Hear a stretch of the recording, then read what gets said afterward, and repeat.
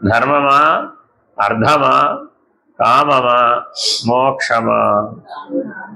కామం అంతేనా కాదా? కోరిక, ఓ కోరిక కలిగింది, ఆ కోరిక ధర్మమే కాదు.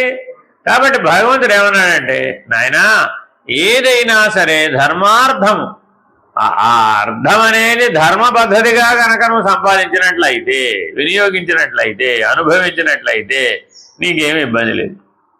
కాబట్టి పరిమితి ఏం పెట్టాలి? ఇప్పుడు ధర్మం అనే పరిమితిని అర్థానికి పెట్టాలట, కామానికేమో మోక్షం అనే పరిమితిని పెట్టాలి. కాబట్టి ఏ కోరికైనా నీకు కలిగినట్లయితే ఆ కోరిక మోక్షానికి ఉపయోగపడుతుందా అనే దృష్టితో పరిశీలించు. నీకు మనసు ఉంది కోరికలు కోరడానికే, అందరికీ ఉందా మనస్సు? ఎవరికి లేదు. అందరూ కోరికలే కోరుతున్నారు. కాబట్టి ఆ కోరిక ఎటువంటిదే ఉండాలట? మోక్షమే అయి ఉండాలి. అలాంటి నిర్ణయానికి వచ్చిన వాడు ఎవడైతే ఉంటాడో వాడే ఈ స్వరూప జ్ఞానాన్ని తెలుసుకోగలుగుతాడు, లేకపోతే తెలుసుకోలేడు.